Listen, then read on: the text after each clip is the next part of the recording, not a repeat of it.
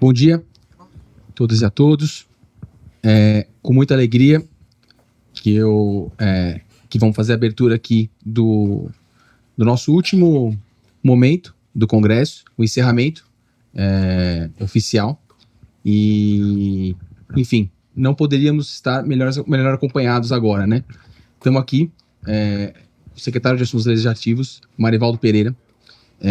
Eu vou ler brevemente o currículo dele, depois dar um depoimento mais pessoal do que muitos aqui que o conhecem sabem. O Marivaldo Pereira é advogado e auditor federal de Finanças e Controle na Secretaria do Tesouro Nacional, mestre em Direito Processual Civil pela USP, atuou como ministro interino e secretário executivo do Ministério da Justiça e Segurança Pública, além de ter ocupado os cargos de secretário de Assuntos Legislativos, secretário de Reforma do Judiciário, secretário de Acesso à Justiça no Ministério da Justiça e Segurança Pública e atualmente exerce de novo a função de secretário nacional de Assuntos Legislativos.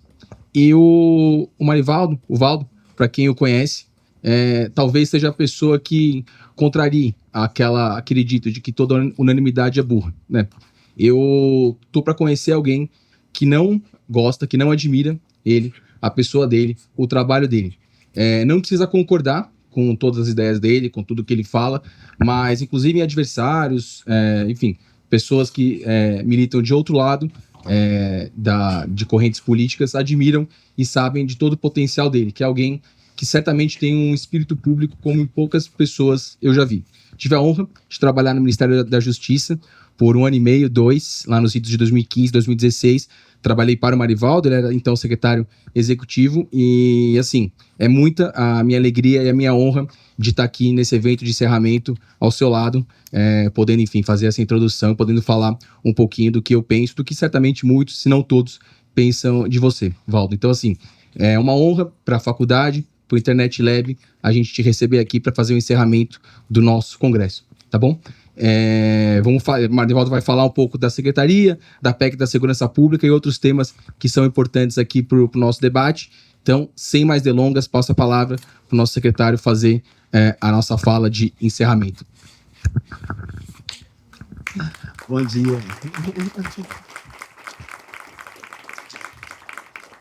Difícil é falar depois disso, né? Já estou emocionado de estar de volta aqui à faculdade e aí escuto as palavras dessas, eu fico muito lisonjeado, muito agradecido. Quero agradecer a Fernanda, quero agradecer a professora Marta pelo convite de estar aqui, pelo Internet Lab. Muito feliz de voltar aqui à faculdade, muito feliz de poder reencontrar o Ivan e tantas outras pessoas com quem a gente sempre dialogou durante a nossa passagem, tanto na SAL como na Secretaria de Reforma do Judiciário. Foi o primeiro lugar que eu fui trabalhar lá em Brasília, em 2005, como na Casa Civil da Presidência da República e depois Reforma do Judiciário, depois a SAL, enfim, longa trajetória no Ministério da Justiça. Acho que o mais importante durante todo esse período é estar sempre de portas abertas para dialogar com a sociedade civil. Acho que essa sempre foi, né, Ivan, uma característica do nosso trabalho. Marquinho, que está aqui comigo, que está lá na SAL também, a gente tem essa característica muito forte de sempre ouvir, sempre debater, sempre dialogar. A gente não precisa concordar, mas só de a gente dialogar, certamente a gente vai construir posições muito mais precisas, muito mais adequadas para a implementação da política pública do que se a gente não estiver aberto ao diálogo. E acho que isso é um pouco a síntese do que foi a SAL no passado e da SAL que a gente tenta reconstruir. O Ivan trabalhou na Secretaria de Assuntos Legislativos. Com o golpe de 2016, a secretaria foi extinta. Acabou a SAL, para desespero de todos nós que sabíamos da importância que ela tinha para o Ministério da Justiça. E a gente está reconstruindo a Secretaria de Assuntos Legislativos, que basicamente o que é a Secretaria de Assuntos Legislativos?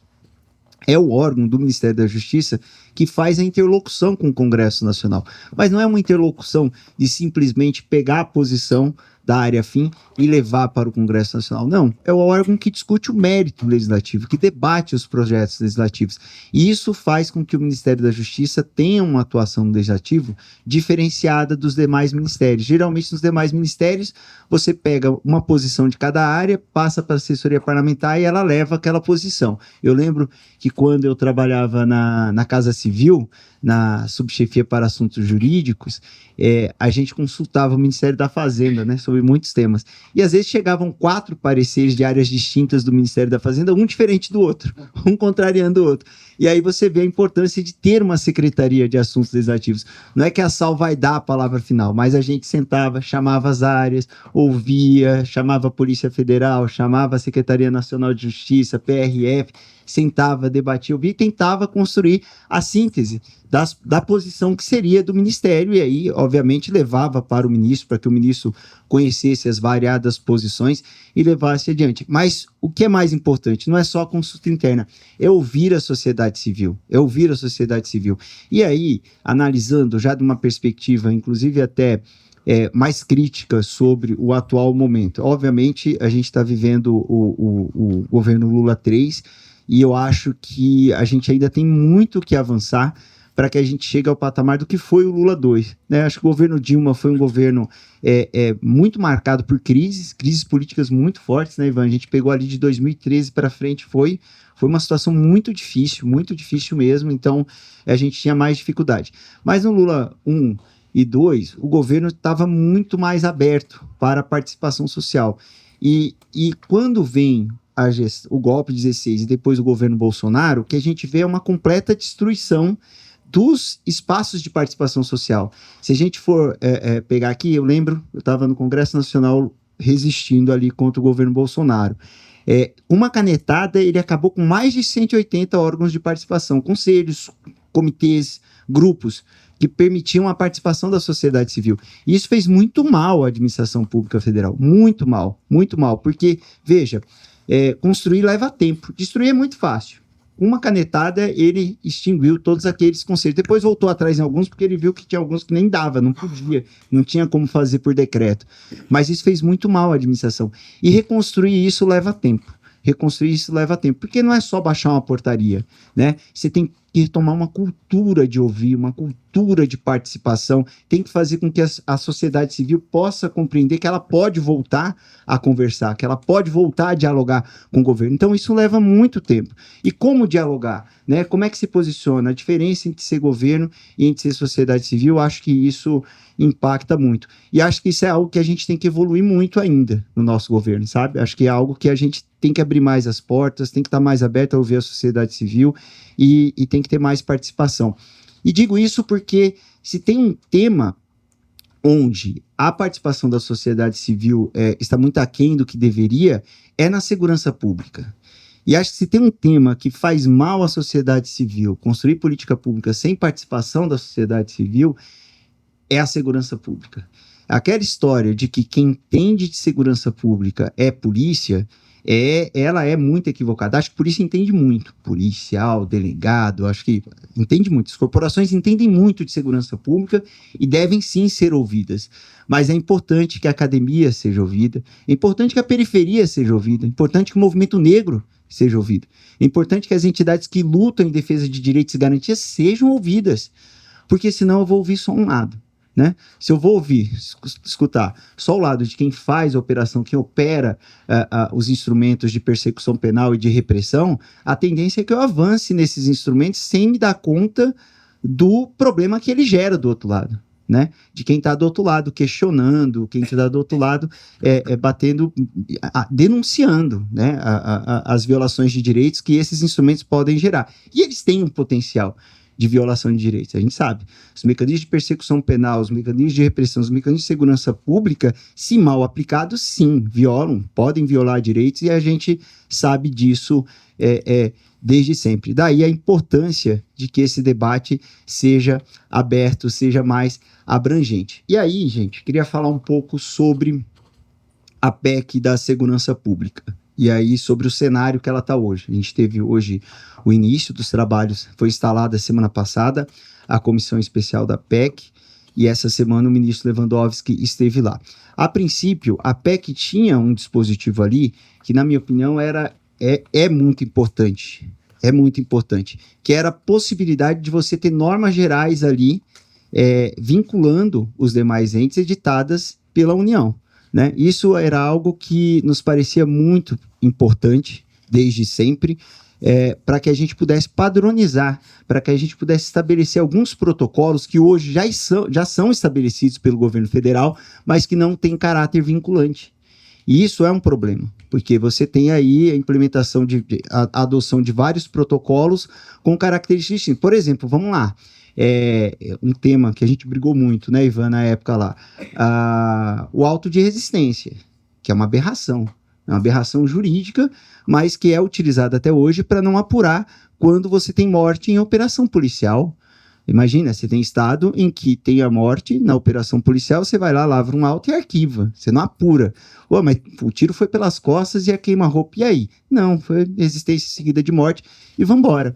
Que é um dos fatores que autorizam, aí, um dos fatores que impactam diretamente naquilo que o movimento negro chama de extermínio da juventude negra. Chegamos a elaborar um projeto de lei à época, lá na SAL, para tentar obrigar a instauração de inquérito nesses casos. Conseguimos avançar nas comissões, chegamos no plenário, mas não conseguimos avançar. Quando vem o golpe em 16, o ministro Sérgio Moro manda uma proposta legitimando esse tipo de conduta, dizendo que em caso de surpresa, o policial pode matar, não tem problema nenhum. Então, isso mostra um pouco esse momento histórico, né? Como a gente deu uma guinada, né? A gente veio de aprovação de lei de cautelares, a gente veio de aprovação de remissão da pena, a gente veio de quase aprovar o auto de resistência para, de repente, a gente ter um projeto de lei que fala de licença para matar. Então, isso é um pouco o problema. Mas esse ponto da PEC, que previa a possibilidade de você avançar um pouco mais em normas gerais para poder ter caráter vinculante, ele já começou a ser desfigurado na CCJ, quando o relator disse, não, olha, eu sou um cara federalista, eu acho que os estados têm que ter muito mais poder do que a União, sou contra essa história de concentrar na União, tal, e já começou a bater nesse ponto, já mudou, né? E aí, na comissão especial, provavelmente, que é onde cuida do mérito, é provável que esse tema seja muito mais desfigurado, porque se você pegar e analisar a composição da comissão, a gente tem ali não só deputados que têm origem nas carreiras policiais, mas que são muito radicalizados, né? Então, você pega ali a primeira fileira da audiência do ministro, estava lá Farrur, né? Conhecem o Farrur? Estava lá Paulo Bilinski, que inclusive fez uma homenagem a mim na última sessão, fiquei muito feliz, né? Uma homenagem daqui, né? Inclusive, né? O Paulo Bilinski, né? Daqui, enfim, parlamentares muito radicalizados, muito radicalizados. Eu até receio que talvez o debate não chegue ao fim, tamanha a radicalização, e aí a hora que você misturar com tudo isso as demandas corporativistas, que são as que estão mais presentes ali. Então você vai olhar ali o plenário, você vai ter a Guarda Civil Metropolitana querendo virar Polícia Municipal, você tem os agentes de trânsito querendo virar Polícia de Trânsito, você tem ali a Polícia Rodoviária Federal, que é muito beneficiada pela PEC, a Polícia Rodoviária Federal, ela é muito legitimada pela PEC, mas que não estão satisfeitos ainda, porque eles querem poder ter o ciclo completo. Aí você tem os policiais querendo o piso nacional dos policiais. Enfim, essa é a salada, e esse vai ser o principal debate que vai estar ali, né, em detrimento de outras coisas que são muito mais importantes, como, por exemplo, controle externo da atividade policial. Quem tinha que falar sobre isso, né? A gente tinha que falar, a PEC está prevendo ali ouvidoria, está prevendo ali corregedoria autônoma, mas eu acho que era importante a gente aprofundar esse debate sobre controle externo da atividade policial. Por quê? Porque, gente, vamos ser muito francos, funciona hoje? Não, né?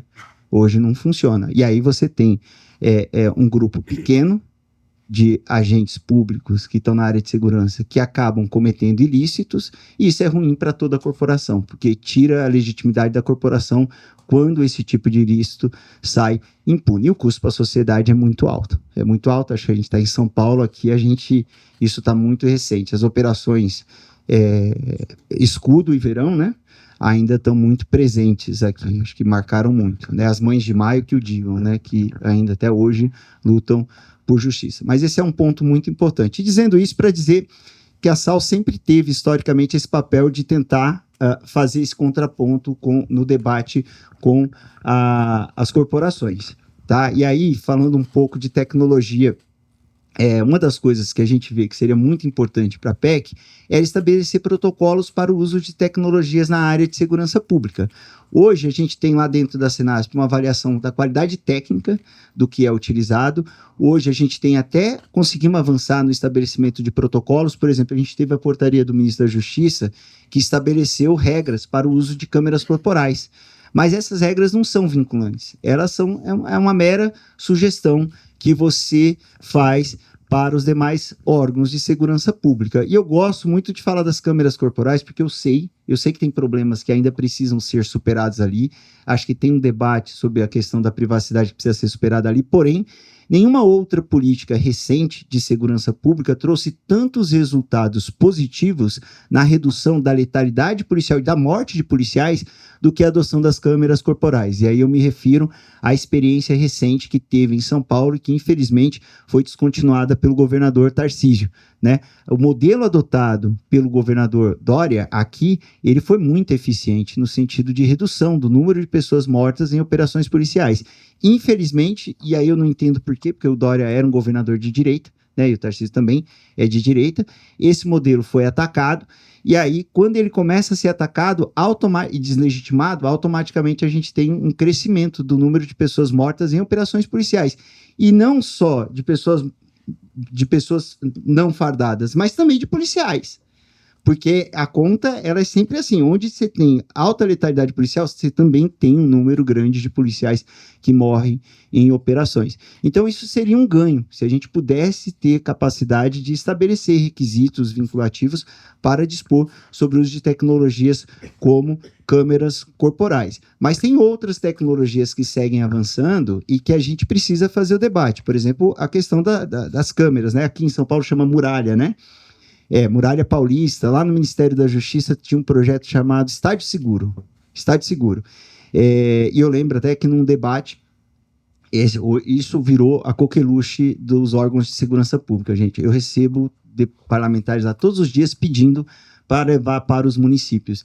Nós, a sociedade civil, precisa debater sobre esse tema, precisa se debruçar sobre esse tema, porque, primeiro, não dá para simplesmente você adotar essa tecnologia sem estabelecer qual é o protocolo. Vou pegar um exemplo clássico que eu falei numa reunião dentro do Ministério com os órgãos de segurança pública. Vamos lá, Estádio Seguro.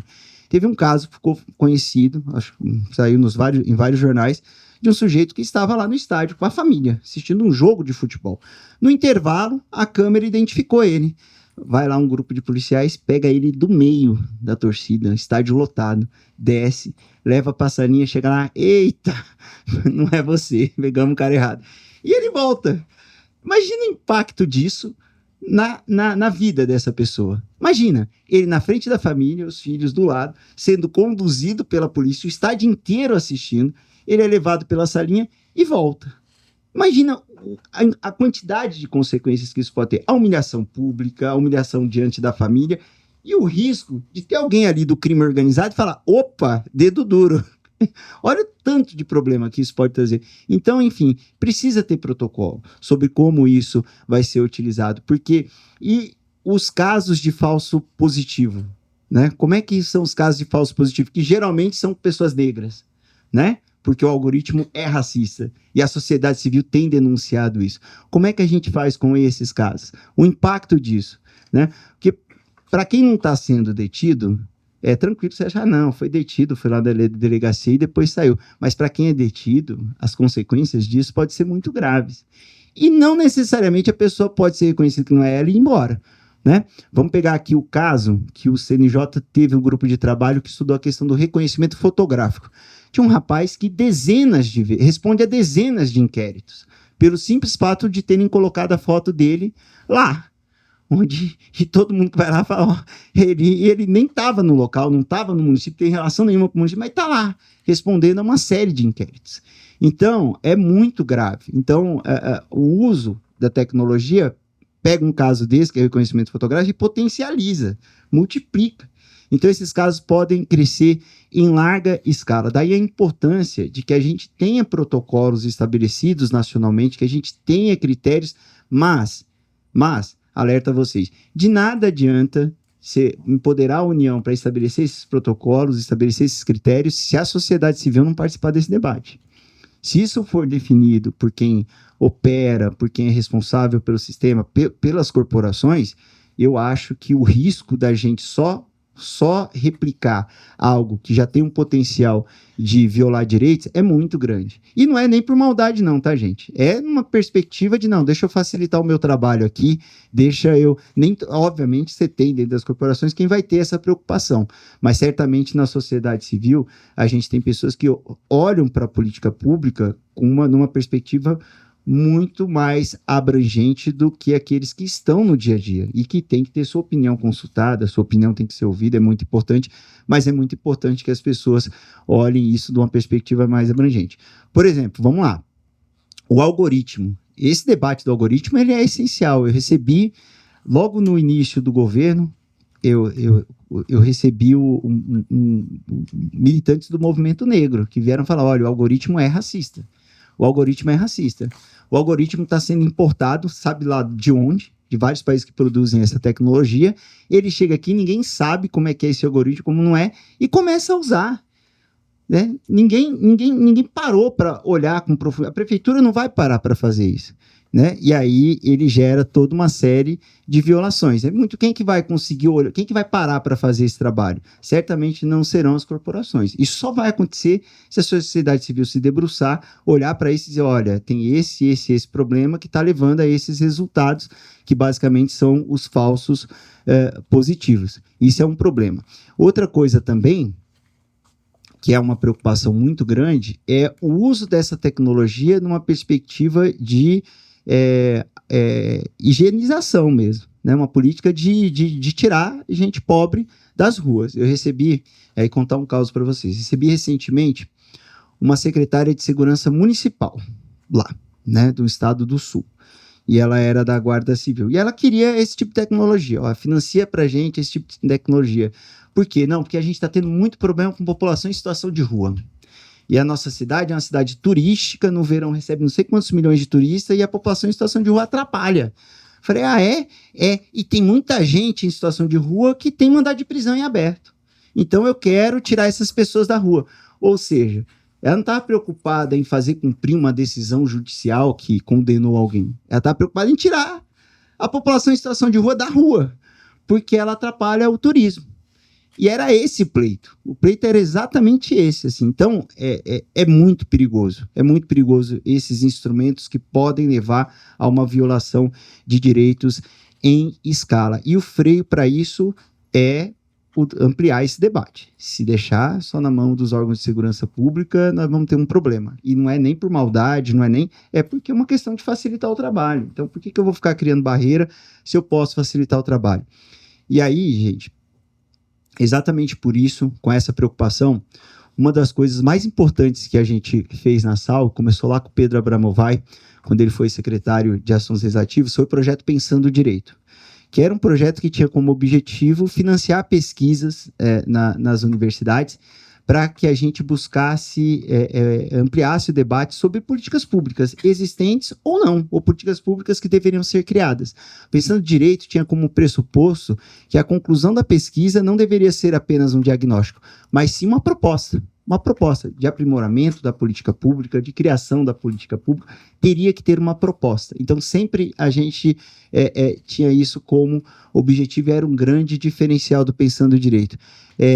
Crescemos ele, regionalizamos ele, a gente tinha critério para sair do eixo Rio-São Paulo, chegamos na região norte, chegamos no Nordeste, trouxemos pesquisas maravilhosas a partir dessa perspectiva. A gente tem uma pesquisa fantástica que já falava, por exemplo, do banco de perfis genéticos, né? A gente fez todo o debate quando começou essa discussão de banco de perfis genéticos com base nessa pesquisa, fizemos de tudo para segurar o avanço do banco indiscriminado, da coleta de material genético das pessoas, com essa mesma preocupação que a gente tem com a tecnologia do reconhecimento facial, mas o Pensando foi descontinuado.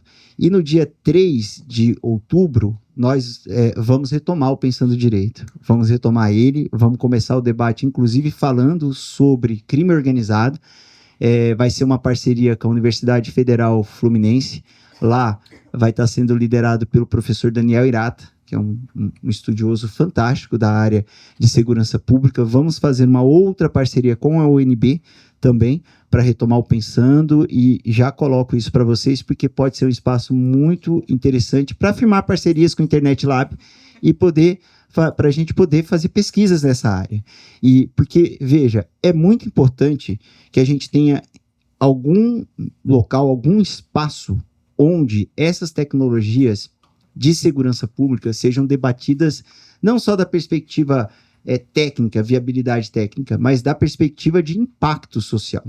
É muito importante que a gente tenha algum espaço que comece a falar disso. Veja, quem usava isso a rodo era o setor de segurança privada, tem uma área só disso, né, na segurança privada, isso cresceu muito, e acompanhando isso na SAL, Ivan, com o PL da segurança privada, que foi aprovado recentemente, depois de 12 anos de tramitação, então tem o decreto saindo agora. Isso era muito utilizado na segurança privada. Agora a gente está vendo o poder público avançando nisso e vários projetos já querendo pegar as imagens da segurança privada. Vários projetos. Inclusive prevendo a remuneração dos condomínios, né? Isenção para quem instalar a câmera e fornecer, imagina, a câmera do condomínio, a imagem do condomínio sendo entregue, olha o que isso vai virar, mas tem vários projetos sobre isso, né? E já tem várias parcerias sendo firmadas também, já tem empresa de segurança privada que, por exemplo, tem a imagem, tem a parceria com o órgão de segurança local, então enfim, exatamente, formal e informalmente, exatamente. Então, são vários problemas e a gente precisa olhar para onde que vai isso. Então, esse é um dos pontos que a gente quer tratar com a retomada do Pensando Direito, para que a gente tenha pesquisas que façam essa avaliação para fazer o contraponto. E eu acho que, e aí eu concluo para abrir para perguntas, eu acho que o grande papel que a gente tem na Secretaria de Assuntos Legislativos é fazer esse contraponto. E para que a gente possa fazer esse contraponto, a gente precisa muito desse diálogo com vocês, sabe? Porque, veja, a gente está ali, a gente não domina, obviamente ninguém domina todos os temas, tá certo? Quem disser isso estará mentindo, mas para que a gente possa fazer o papel que a SAL tem que fazer, o pressuposto sempre foi esse diálogo aberto com quem está acompanhando, quem está estudando os temas, e aí a possibilidade de colocar esses temas, de verbalizar esses temas, de ir para o debate de forma muito franca, cordial e harmoniosa com os demais órgãos que a gente tem dentro do Ministério da Justiça. Foi assim com a construção de toda a legislação. Se pegar toda a legislação recente de combate ao crime organizado, a SAL teve um papel central nesse debate. Central. Discutindo lá com a ENCLA, né, Ivan? Discutindo com a ENCLA, discutindo com a Polícia Federal, discutindo com a Polícia Rodoviária Federal, discutindo com as corporações, né? Então, sempre foi assim, mas para isso a gente precisa muito dessa participação de vocês. Muitas vezes não vamos conseguir defender a visão que a sociedade civil tem, tá? Muitas vezes nós não vamos vencer, mas que a gente tem que tentar, tem. E hoje a gente está sentindo muita falta disso, dessa presença da sociedade civil debatendo esses temas de segurança pública. Isso é extremamente importante e pode fazer toda a diferença para os rumos que esse debate de tecnologia vai estar avançando. E a coisa está muito quente, a coisa está muito, né, essa questão do Muralha Paulista, toda hora a gente tem um parlamentar lá pedindo, olha, eu quero emenda para a Câmara, para colocar, eu quero fazer aqui uma muralha no município, um consórcio de município e cercamento virtual, né, Marquinho? Então, toda hora a gente tem. Então, a gente precisa se debruçar sobre isso, não só sobre isso, mas outros temas. Banco de perfil genético segue ainda sendo um tema muito presente. As próprias câmeras corporais, esse debate a gente tem que fazer. Esse debate é um debate que a sociedade apoia, é um debate que eu acho que a gente... a gravação ininterrupta era um pressuposto básico das câmeras corporais. E a portaria que o ministro editou prevê isso. todo policiamento preventivo e ostensivo tem que ser gravado. Ou seja, saiu do batalhão, tem que estar gravando. Na minha opinião, você criar hipóteses em que a câmera será acionada é um retrocesso gigantesco, gigantesco. Se vocês se recordarem, teve uma longa matéria na Globo News sobre câmeras do Rio de Janeiro, que o Rio de Janeiro, em razão da decisão do Supremo, ele grava de forma ininterrupta, né? E aí o que aconteceu? Os policiais se ligaram que nem todo mundo vê, né? Não tem gente suficiente para ficar lá assistindo e tudo mais. E aí, mesmo com as câmeras gravando, alguns policiais tocavam o terror. E aí, o que aconteceu? Eles cobravam propina dos comerciantes. Os comerciantes indignados resolveram denunciar. Foram lá e denunciaram. Aí, alguém da corregedoria, e a importância da corregedoria funcionar, foi lá e pediu as imagens. Quando viu as imagens, falou, não acredito nisso. As câmeras filmando, e aí o policial cobrando, e aí chega um momento, olha só esse momento, chega o policial, vai cobrar, o comerciante, não, já paguei pro fulano de tal. Aí o policial, como assim? Alguém chegou na minha frente? Gente, parece tropa de elite, né? Alguém chegou na minha frente, aí ele passa do lado do cara, você pegou meu lugar aí. Então, os policiais começam a discutir pela propina. É uma loucura. E aí tem um outro que faz o seguinte, ele tá saindo na viatura para pegar lá o dinheiro dos comerciantes, ele tira a câmera. Você tá louco? Você acha que eu vou gravar quando eu estiver cometendo crime? E aí deixa a câmera e vai lá pegar a propina. Olha que loucura. E aí aparece tudo isso. Ou seja, essa frase, você tá louco? Você acha que eu vou gravar quando eu estiver cometendo crime? Já seria suficiente para dizer, gente, pelo amor de Deus, a gravação tem que ser ininterrupta. Não tem jeito. Se a gente trabalhou na lei de acesso à informação, né? Tanto no projeto como no decreto da lei de acesso à informação. Se o servidor público que age em nome do Estado não está autorizado a utilizar a violência em nome do Estado, tem dever de transparência, que dirá o servidor público autorizado a utilizar a violência em nome do Estado. Esse aqui tem que ter muito mais transparência, gente, pelo amor de Deus. Então é algo inquestionável. A sociedade tem direito de saber se quando ele usou a violência em nome do Estado, ele estava legitimado a fazer isso ou não. Porque senão, vira isso, né? Você pode usar a violência tanto para o bem, para reprimir a prática de um crime, para salvar uma vida e tudo mais, mas você pode usar a violência como instrumento de domínio, né? Como instrumento de coação, como instrumento... E isso é possível de acontecer se você não tem controle. E aí tem que ter controle. E aí por isso que eu acho que essa tecnologia das câmeras é algo bem importante. A grande contradição é, hoje, né, e aí na extrema-direita, o que a gente tem? Uma crítica ao uso de câmeras corporais, né, e uma ode ao uso das muralhas, né, das câmeras, né, da polícia poder acessar tudo quanto é imagem, inclusive imagens privadas. A gente tem um projeto de lei, pasme, prevendo que se a câmera corporal tiver imagem do policial cometendo algum crime ou alguma infração disciplinar, ela não pode ser utilizada no processo. Tem um projeto de lei nesse sentido.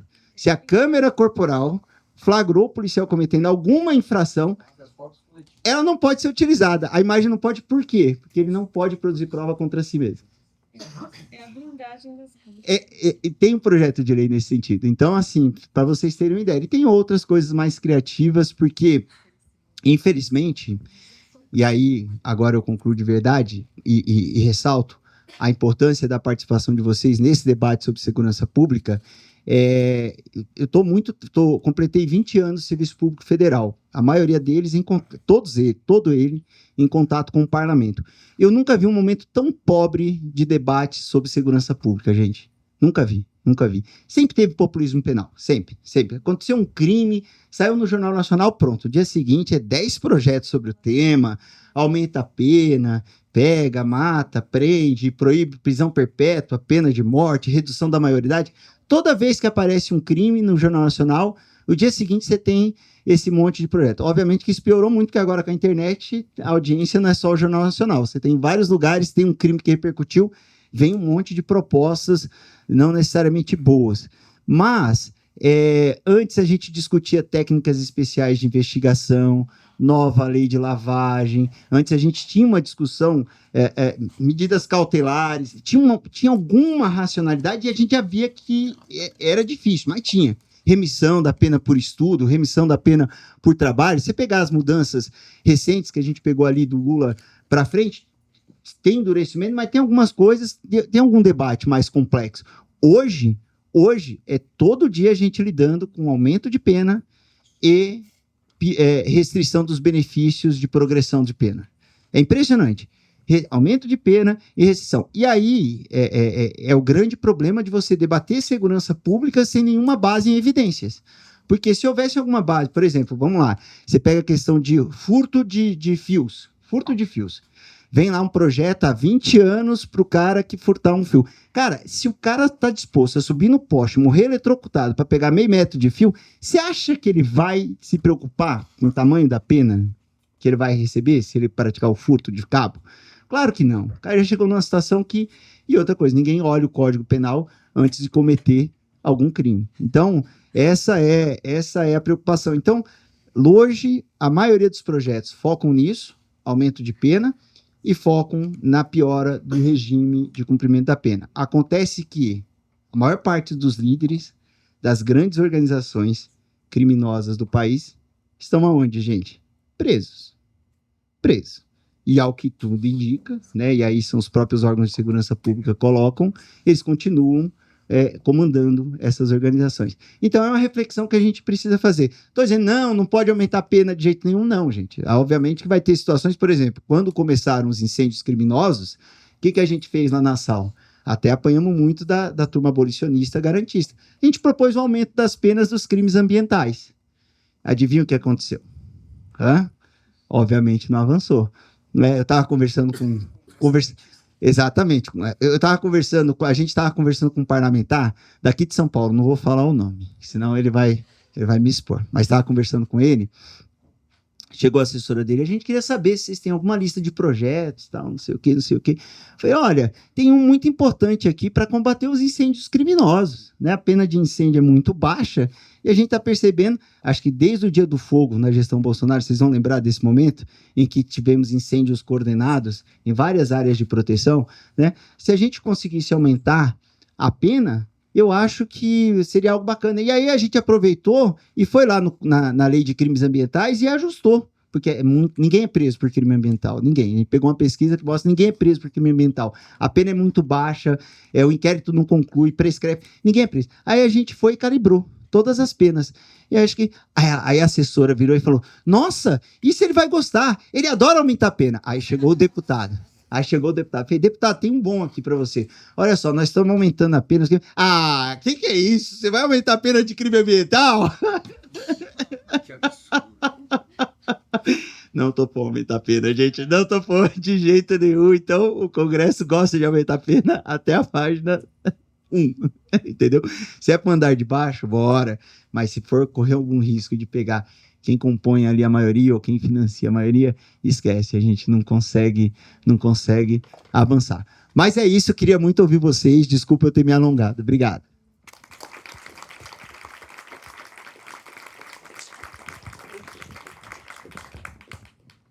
Bom, vamos para uma rodada de perguntas então? Pode ser? Que a gente fez no último.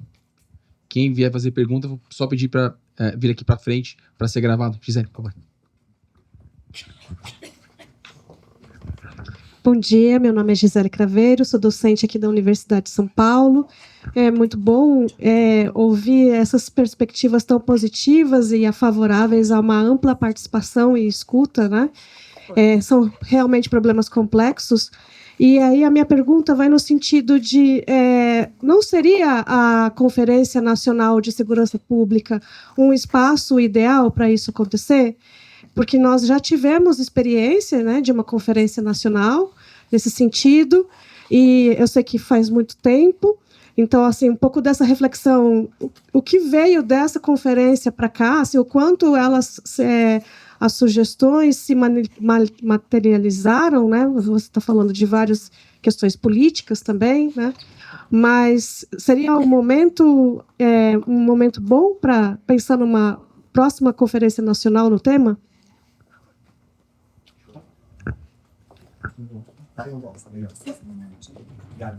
Alguém mais? Pode vir os dois.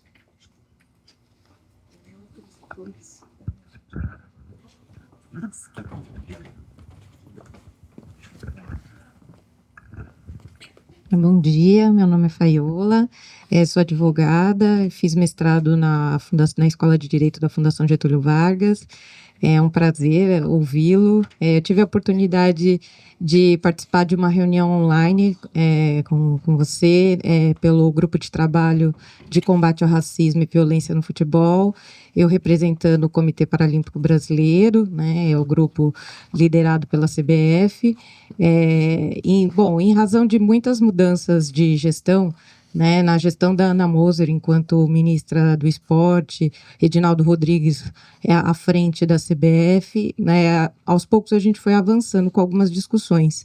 Então, como você mencionou o programa né, a ideia do estádio seguro e da importância do protocolo, e da importância da participação social. Então, gostaria de saber o que, enfim, a partir disso, o que está sendo discutido atualmente, porque teve o relatório, né, em julho de 2023, do grupo técnico do Ministério do Esporte, mas, enfim, algumas discussões, o Diogo Silva, muito importante também, estava muito à frente, atuante, mas, enfim, com essas mudanças, eu gostaria de saber os principais canais e, para a gente dar continuidade, me coloco à disposição. Bom dia, Marivaldo. Meu nome é Gianluca, sou advogado, mestre em processo penal aqui pela USP. Eu gostaria de fazer um questionamento sobre a questão das câmeras corporais. Conversando com alguns colegas delegados, investigadores da Polícia Civil, eles, enfim, para a realização do trabalho decorrente de alguma más conduta de policiais militares captadas pela câmera corporal, eles têm encontrado muita dificuldade por conta da custódia desse material ser da própria polícia militar. Então, eles têm muitos problemas de cadeia de custódia mesmo, de compartilhamento dessa prova, para conseguir, enfim, avaliar e poder investigar realmente essas condutas. Daí, enfim, eu queria aproveitar a oportunidade para perguntar assim, se existe algum tipo de visibilidade dessa situação, desse compartilhamento do material da Polícia Militar com a Polícia Judiciária para conseguir seguir com as investigações, e como vocês entendem a questão da custódia desse material, ficar com a própria polícia militar, ou se existe algum tipo de ideia ou pensamento para eventualmente compartilhar essa custódia do material com algum órgão público federal que tenha, enfim, algum tipo de ascendência em relação a eles. Muito obrigado. Bom dia, muito importante sua reflexão. Sou o João, recém-formado pela Universidade Federal Fluminense, e refletindo sobre as questões que foram debatidas durante o Congresso, eu gostaria de saber se na Secretaria tem algum tipo de pesquisa ou reflexão sobre a questão das peculiaridades do nosso país. Eu sou de Belém do Pará, mas atualmente moro em Niterói, e eu queria saber se há um tipo de análise, uma reflexão, porque eu vejo que, apesar da segurança pública ser uma questão muito complexa, eu também acredito que a solução também não seja tão fácil. E eu queria saber se dentro da Secretaria há algum tipo de análise devido a essa questão geográfica e peculiar da região Norte, Nordeste, Sul. É isso. Alguém mais? O Waldo está anotando aqui, então estamos turbilhão de perguntas. Eu vou fazer uma então. Por favor, Fernanda, depois eu faço. Acho que a gente faz uma rodadinha só. Rapidinho, já queria agradecer, secretário, por ter topado o convite, em nome de toda a equipe do Internet Lab. Bom, ficou muito marcado aqui no debate, né, em todos os painéis, que esse tema da vigilância urbana, ele extrapola a segurança pública, extrapola essa área de política pública, né? Ela está indo para a educação, saúde, assistência social. Então, a minha pergunta é se você está enxergando no governo federal alguma articulação federal nesse sentido, entre órgãos, né? Se estão se conversando. No nível municipal, estadual, talvez o que a gente veja é até uma adesão mesmo, né? A gente está acoplando as nossas câmeras a esses sistemas porque a gente está entendendo que isso também vai nos trazer mais segurança, né? Então, existe essa preocupação de outros setores de política pública junto ao Ministério da Justiça? Boa. Para a última pergunta que eu vou fazer. Você tocou nisso, Valdo, na sua fala inaugural, sobre, enfim, federalização da segurança pública, e você, numa entrevista sua no Correio Brasiliense, falou de constitucionalização de Sistema Único de Segurança Pública. Quais seriam os ganhos, principalmente em termos de garantias de direitos e de segurança digital e proteção de informações sensíveis, pessoais sensíveis, com essa pauta, tá? Com essas muitas perguntas, vou pedir para você respondê-las e fazer, enfim, seu encerramento, seu agradecimento, tá bom? Obrigado, Ivan. Obrigado. Bom, começar aqui pela professora Gisele. Acho que a Conferência Nacional de Segurança Pública é um espaço super importante para fazer essa discussão. Sim, esse tema está com a Senasp. Agora, o que é muito importante? A conferência, olhando da perspectiva do governo federal, tá? É um trabalho danado para você organizar. Um custo gigantesco, uma mobilização muito grande, então leva um tempo para você chegar a uma conclusão. E a condução da conferência também, ainda mais no tema da segurança pública, há uma tendência de, por exemplo, hoje, se a gente tivesse um plenário aqui discutindo segurança pública só com as corporações, a discussão ia ser quem não é delegado reivindicando o ciclo completo, todos reivindicando o piso da remuneração, e esse piso provavelmente ia pegar o estado que mais ganha, e aí ele vira o piso, né? O custeio desse piso por meio do Fundo Nacional de Segurança Pública, acabando com qualquer possibilidade de uso de recursos do governo federal para induzir política pública. A gente ia ter a defesa do ciclo completo, que é a possibilidade do policial militar ou do policial rodoviário federal não só fazer ali o policiamento ostensivo, mas de também conduzir a investigação. Então, tem muito...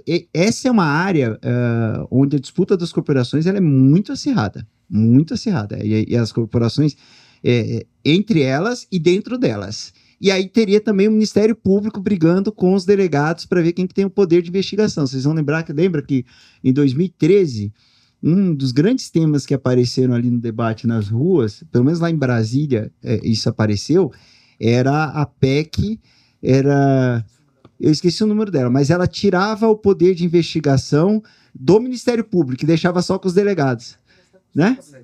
PEC 37. Então, de repente, a gente estava ali no Ministério, a gente sempre ficava ali acompanhando as manifestações e, de repente, apareceu a PEC 37 e tomou conta das mobilizações e ela só foi enterrada ali. Foi muito engraçado porque a gente viu os mesmos parlamentares que estavam na linha de frente para aprovar ela, anunciando o enterro dela. Foi muito engraçado, eram os mesmos, foi muito interessante isso. Mas, enfim, então a conferência ela é importante, mas ainda assim há um risco da sociedade civil acabar subrepresentada em razão das pautas das corporações. Acho que mais eficiente do que as conferências é você ter espaços permanentes de acompanhamento, debate desse tema e de ir onde a porta já está aberta, que é o caso da SAL, a porta vai estar sempre aberta para vocês, e tentar abrir a porta onde ela está fechada. Tá? Porque o poder público tem que dialogar com a sociedade civil, tem que ouvir a sociedade civil. E acho que na segurança pública, quanto mais a sociedade civil participar, melhor. A Faiola falou sobre os canais de racismo para o esporte. A SAL, acho que Ivan pegou isso, lembra que a SAL atuava muito com o Ministério do Esporte, no Estatuto do Torcedor, a gente tinha uma parceria muito intensa, né, nesse tema. E estamos abertos para dialogar também. Então, pode nos procurar, a gente tenta descobrir como está isso dentro do governo, para a gente provocar, porque, por questões óbvias, é um tema que me interessa muito, é um tema no qual militei muito, e gostaria muito de retomar. Então, já de pronto, coloco a nossa secretaria à disposição para verificar dentro do governo como retomar esse tema. O Gianluca colocou um ponto muito importante sobre a questão das câmeras corporais. E eu conversei bastante com defensores e promotores do Rio de Janeiro sobre isso, que está na DPF das favelas. Esse tema foi muito debatido. A DPF das favelas, todo professor tem que fazer um trabalho de sala de aula para discutir essa DPF, porque ela é fantástica. E muitos temas foram debatidos ali, inclusive das câmeras corporais.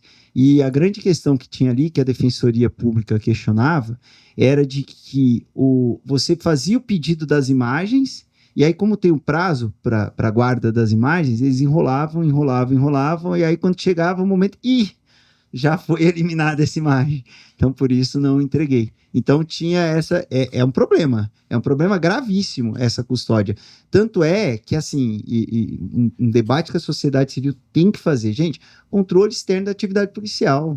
Está previsto, está na Constituição. A gente tem um órgão que é super estruturado, muito bem remunerado, para fazer esse controle externo da atividade policial. Por que não está acontecendo como deveria acontecer? Não precisa começar a se questionar sobre isso.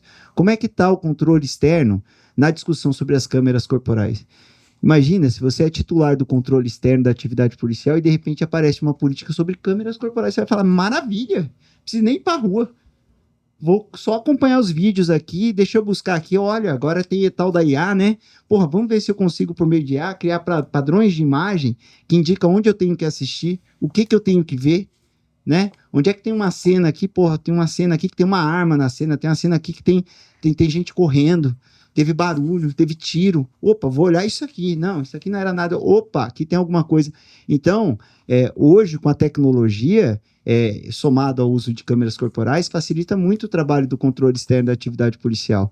E isso ajudaria muito. Olha, e aí, um oficial que participou da implementação das câmeras corporais aqui em São Paulo, ele me falou, cara, ele contando toda a história da implementação, de por que eles adotaram o modelo de gravação ininterrupta. Ele falou, olha, a gravação era só por acionamento do policial. Aí teve um caso lá em São Paulo, aqui em São Paulo, teve um caso no centro de São Paulo, em que o mesmo policial, 2 semanas seguidas, ele teve envolvido em 3 situações de conflito e que morreu alguém na operação. E não foi gravado exatamente nesse momento. Aí os oficiais chegaram e falaram, não, vamos ter que adotar a gravação ininterrupta. E foi aí que começou a gravação ininterrupta, aqui em São Paulo. Ah, não, mas é muito caro, tal. Gente, essa tecnologia, e aí vocês sabem disso muito melhor que eu, a tecnologia de armazenamento é uma das que mais evolui, né?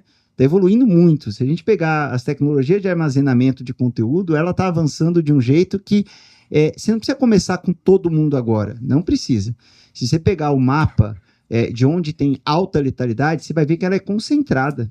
Concentrada. Todo mundo do Rio de Janeiro sabe onde está concentrado o alto índice de letalidade. Todo mundo de São Paulo sabe. Todo mundo onde tem alta letalidade sabe quais são os batalhões. Sabe. Todo mundo sabe. Se você começar por esses batalhões, não tem problema. O restante pode esperar. Não tem problema. Pode esperar. Então, você começa por aí e vai avançando, conforme a tecnologia avançar. E mais a adoção de outras. Por exemplo, já tem tecnologia hoje que permite você selecionar o que você vai subir. Se a imagem é do policial parado ali na viatura, você tem como, por meio de tecnologia, daí já identificar, essa eu não vou subir, essa elimina, essa sobe, essa elimina. Então, hoje tem tecnologia para tudo isso. Então, acho que a desculpa do armazenamento, eu discordo totalmente dela. Não é posição unânime dentro do Ministério, tá, gente? Mas como a SAL serve para fazer esse contraponto, eu estou aqui fazendo esse contraponto, que eu acho que é muito importante. E acho que a questão da custódia, gente, não pode ter barreira de acesso. Que eu defendi e defendo sempre dentro do Ministério, é que essas imagens deveriam estar em algum local em que, se o Ministério Público quisesse acessar, ele não tem que pedir para ninguém, não. Né? O Ministério Público, se ele é responsável pelo controle interno, Ministério Público, Corregedoria, Ouvidoria, ele tem que poder ir lá e acessar. Até porque você sabe quem está acessando, você consegue controlar quem acessou o quê, né? E a possibilidade de edição não deveria ter nenhuma hipótese né? Porque se tem essa possibilidade, você compromete a cadeia de custódia. E nesse tema, a cadeia de custódia é um tema central. Né, o que precisa chegar para o Poder Judiciário, o juiz poder acessar. Imagina, o juiz está lá numa audiência de custódia, ele não tem que pedir para acessar a imagem, ele tinha que acessar o sistema e já ir na imagem que resultou na prisão da pessoa que está analisando ali, gente. Né? E ter a minutagem, olha, a tal hora, tal, ele tem que poder acessar e já ir na minutagem correta e saber. Não faz nenhum sentido você criar barreiras para poder acessar essas imagens, até porque nós estamos falando de uma atividade pública. Né? Em tese não, pela Constituição, toda a sociedade poderia ter acesso. É óbvio, porque por situações de atividade de segurança, tal, não precisa chegar a esse ponto. Mas juiz, promotor, corregedor, ouvidor, no mínimo, teria que ter facilidade de acesso. E defensor público atuando pela família da vítima, ou também teria que ter esse acesso, né? Assim como um advogado de alguém que está envolvido, não teria que ter barreira a esse acesso, porque é prova, né? É prova. Vamos lá. o João, da Federal Fluminense, sou muito fã lá da Federal Fluminense por causa desse debate da segurança pública lá, viu? Muito fã. Tem um projeto maravilhoso lá, gente, que também envolve muita tecnologia, que é o projeto Mirante. Quem não conheceu, conheça. Tive a satisfação de apoiar esse projeto quando eu estava na Secretaria de Acesso à Justiça. É um projeto por meio do qual eles levam o conhecimento da perícia para dentro da universidade e fazem perícia onde a perícia não foi feita, que geralmente são os casos envolvendo confronto com a polícia. E reabriram vários casos, junto com a Defensoria Pública, em razão dessas perícias com uso intenso de tecnologia. Então, sou muito fã lá da Federal Fluminense. Olha, eu acho que nessa gestão, essa questão das peculiaridades regionais teve um avanço interessante com a criação de uma diretoria de Amazônia lá na Polícia Federal. Então, isso foi bem bacana, acho que passou a ter ali um órgão específico com um olhar sobre um tipo de criminalidade específico da região norte. Isso foi muito importante. E aí, você passou a ter uma atuação muito mais forte nessa questão do garimpo, né? Dali, a gente começou a discutir, por exemplo, a questão da cadeia do ouro, né? O AMAS, né, que é a Amazônia Segura e Soberana, que foi uma parceria com o BNDES para financiar a estruturação dos estados, né, da parceria dos estados com a PF para fazer o enfrentamento à criminalidade em âmbito local, que foi inaugurado agora, semana passada, um centro de cooperação internacional na região amazônica. Então, começou a ter, então foi um avanço muito importante. Não é suficiente, por exemplo, tem que ter um olhar sobre o que está acontecendo na região Nordeste. A violência está crescendo muito no Nordeste e a gente precisa entender o que está acontecendo, entender como fazer esse enfrentamento por lá. Então, esse é um debate que precisa ser aprofundado, mas acho que a diretoria da Amazônia foi um passo muito importante. Tem uma outra parceria da PF, que é bem bacana, que são as Forças Integradas de Combate ao Crime Organizado, que são núcleos que a PF monta em parceria com a polícia local para atuar conjuntamente de forma a combater o crime organizado, que vem trazendo resultados muito positivos, muito positivos. Então, isso acho que é algo muito bacana, porque há uma desconfiança muito grande entre as corporações. Então, nem sempre elas compartilham informações. Então, quando você cria uma força dessa, você tem ali o compartilhamento das informações em tempo real e em loco uma atuação conjunta. Então, é outra experiência super bem sucedida. A Fernanda falou sobre essa questão das imagens, não só na segurança pública, mas educação, saúde, assistência social. Olha, se há um núcleo pensando nisso no governo, eu acho que assim, ninguém estruturado, focado nisso, não tem, e seria muito interessante se a gente conseguisse juntar universidades, organizações de sociedade civil, onde esse tema fosse discutido de forma específica, para produzir conteúdo, sabe? Para produzir subsídios para a política pública. Acho que seria muito bem recebido. Agora a gente precisa se organizar para fazer esse debate. Acho que até pela dinâmica do governo, por exemplo, quem está envolvido no tema tecnologia hoje estava discutindo o ECA Digital, está discutindo agora o fortalecimento da NPD, está discutindo, e aí vão vindo as pautas. Daqui a pouco tem o PL de IA também em tramitação, então está nessa discussão. Mas eu acho que era muito importante que a sociedade civil se organizasse, ter uma frente de entidades, acho que entidades que contemplam essa questão regional, muito importante a visão regional sobre o tema, sabe?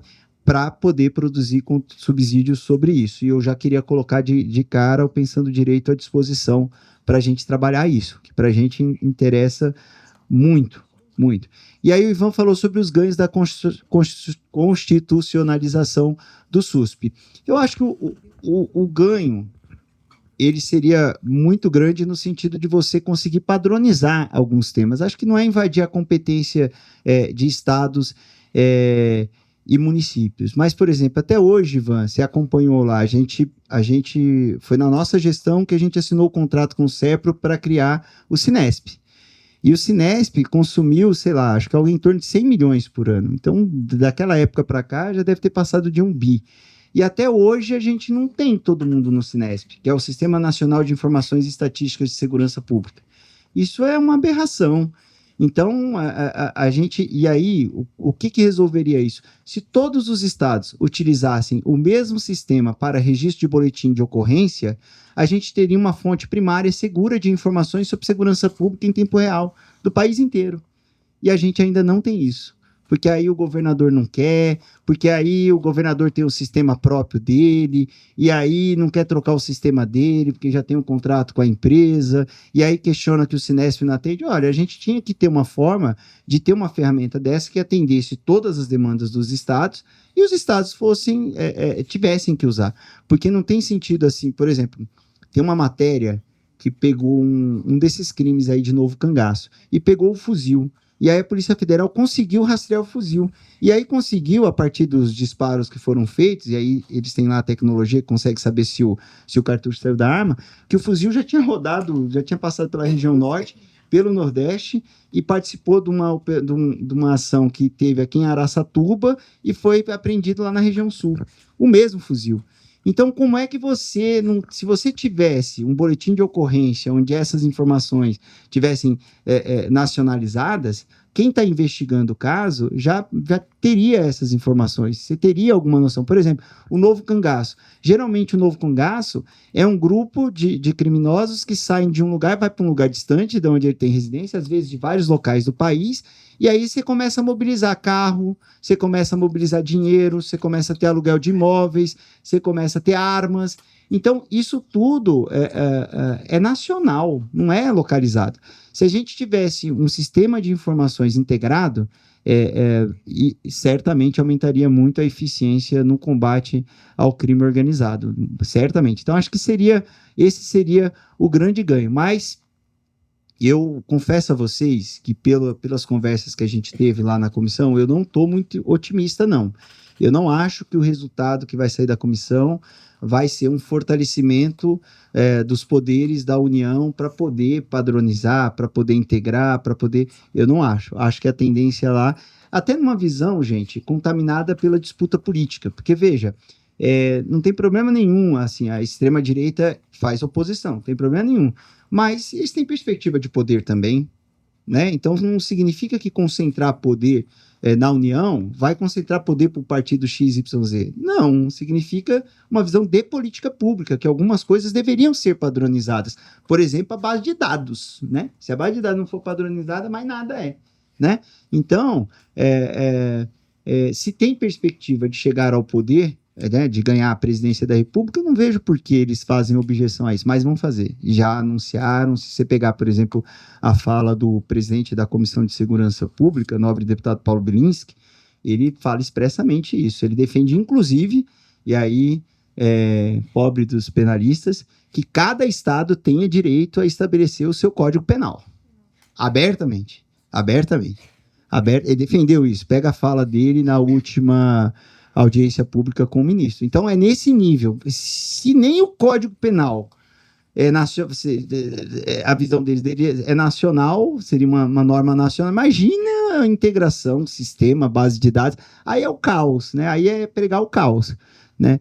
Então, é isso que a gente vislumbrou ali. Mas nós vamos estar lá brigando, lutando para que isso não aconteça. Mas mais importante do que a gente estar lá brigando, e aí, para concluir, mais importante do que estar lá brigando com o Congresso, é a gente começar a refletir, pensar e debater sobre como é que esses parlamentares aparecem lá. Eles não brotam, eles não nascem lá, eles são eleitos. E é muito importante que a gente comece a pensar sobre como qualificar a composição daquelas cadeiras ali. Porque da época, a gente sempre fala, nossa senhora, esse é o congresso mais difícil que a gente teve. De lá para cá, passou uns 3 e só piorou. Só piorou.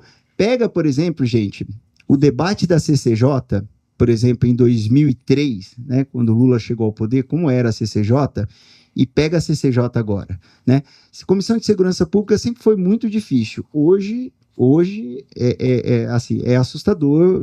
Quem acompanha fala, meu Deus do céu, os parlamentares pegam um microfone e começam a proclamar, enaltecer violações de direitos humanos em massa, assim, em massa.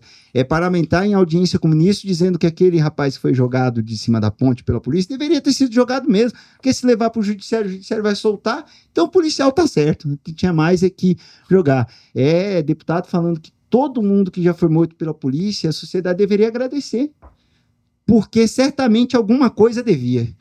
E aí eu fico pensando nas mães, né, gente? Né? Da tanto de criança, jovem, adolescente que foi morto.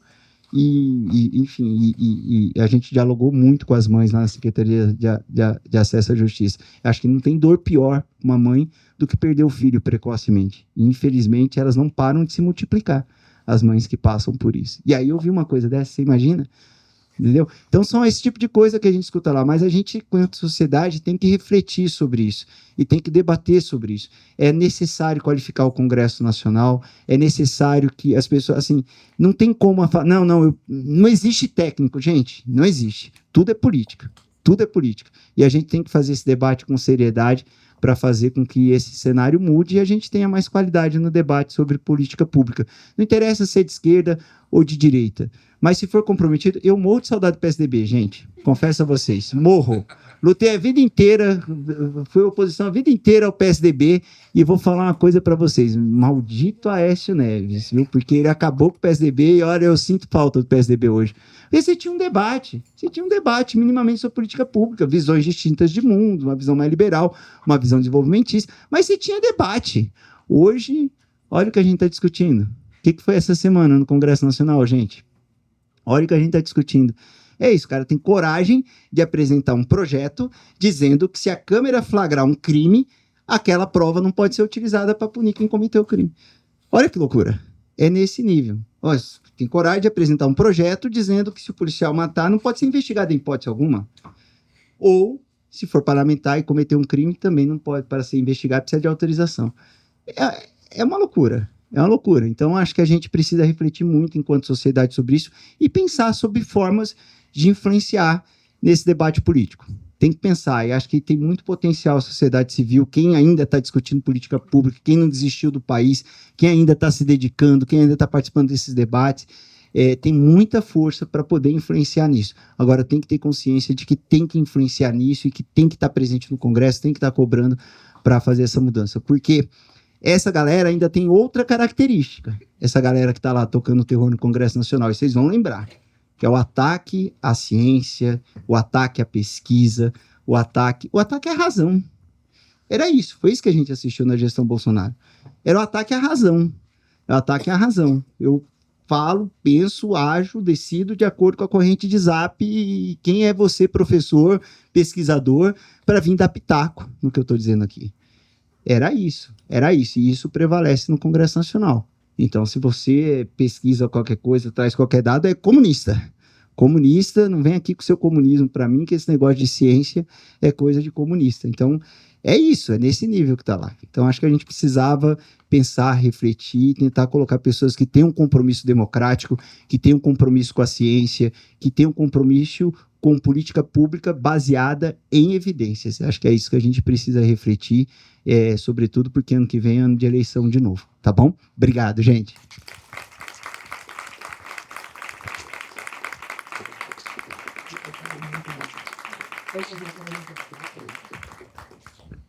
Agradecer de novo, Marivaldo, pela presença. Muito legal estar com você para essa palestra de encerramento. Então, agora, convido a diretora executiva, Fernanda Campagnucci, a professora Marta Saad, também coordenadora acadêmica, anfitriã do nosso congresso, para fazerem o encerramento oficial dos trabalhos.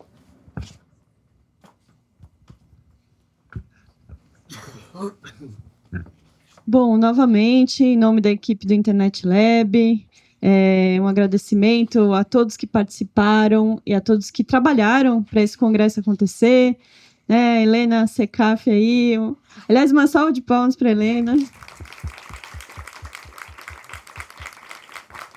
Para toda a equipe que fez acontecer, que está aqui também. Secretário, mais uma vez, muitíssimo obrigado por fechar mesmo com chave de ouro esse nosso debate. Acho que ficou muito marcado aqui ao longo dos 3 dias. Nós fomos muito instados a fazer mais pesquisa, a refletir mais, né, a apresentar mais evidências para o debate público, e esse congresso, na minha opinião, foi muito bem sucedido em levantar todas essas bolas para a gente seguir aprofundando, né, e levantando mais informação e apresentando mais informação para elaboração de políticas públicas, né? Então, eu fico muito feliz, né, de a gente ter realizado mais essa edição. Ano que vem teremos a 10ª, né? Já vamos começar a trabalhar nisso.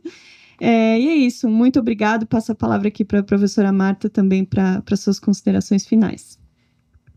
Bom, obrigada, eu também queria agradecer. Eu falava até há pouco, assim, que é quase inacreditável, né? 9 anos ininterruptos na pandemia, a gente seguiu.